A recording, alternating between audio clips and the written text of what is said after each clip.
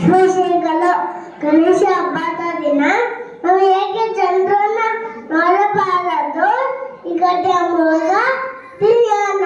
ಗಣೇಶ ಚತುರ್ಥಿ ಅಂದು ಅಜ್ಜಿಯ ಮನೆಗೆ ಹೋದ. ಅಜ್ಜಿ ಗಣೇಶನಿಗೆ ಲಾಡು, ಸಿಗಡು, ಮೋದಕ, ಪಾಯಸ ಎಲ್ಲ ಜಾತಿಗಳನ್ನು ತಿನ್ನಲು ಕೊಟ್ಟರು. ಹೊಟ್ಟೆ ತುಂಬಿದ ನಂತರ ಗಣೇಶನಿಗೆ ಸಂತೋಷ ಆಯಿತು.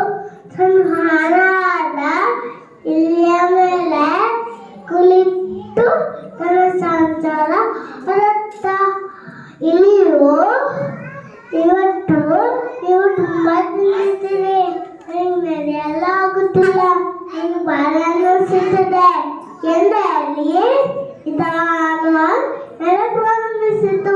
ಅವರಿಬ್ಬರು ಹೋಗಬೇಕಾದ್ರೆ ಹರಿ ಮಧ್ಯದಲ್ಲಿ ಒಂದು ಹಾವನ್ನು ಬಿತ್ತು. ಆ ಹಾವಿನ ನೋಡಿದ ತಕ್ಷಣ ಇಲ್ಲಿ ಕಾಪಿನಿಂದ ಹೆಚ್ಚಿ ಹಲ್ಲಾಡ್ತು.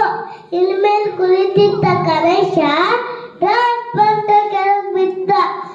ಗಣೇಶ ಕೆಳಗೆ ಬಿದ್ದಿದ ತಕ್ಷಣ ಲಾಡು, ಸಿಗರ್ಬು, ಮೋದಕ, ಪಾಯಸ ಎಲ್ಲ ಹೊರಗೆ ಬಂದವು.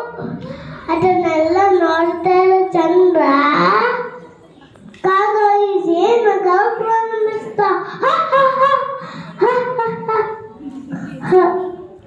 ಗಣೇಶನಿಗೆ ಚಂದ್ರನ ಮೇಲೆ ವಿಪರೀತ ಕೋಪ ಬಂದಿತ್ತು. ಇನ್ನು ಹಬ್ಬದ ದಿನ ಇನ್ನು ಯಾರು ನೋಡಬಾರದು, ಇನ್ನು ನೋಡೋಕೆ ಕೆಳಗೆ ಹಾಕುತ್ತಾರೆ ಎಂದಲ್ಲಿ ಸಾವಿರಾನು ಅಲ್ಲೇ ಪಕ್ಕದ ಹಾವನ್ನ ತಗೊಂಡು ತನ್ನ ಹೊಟ್ಟೆಗೆ ಸುತ್ತಿಕೊಂಡ. ಮತ್ತೆ ತನ್ನ ಇಲಿಯೊಂದಿಗೆ ತನ್ನ ಸಂಚಾರ ನಡೆಸಿದ.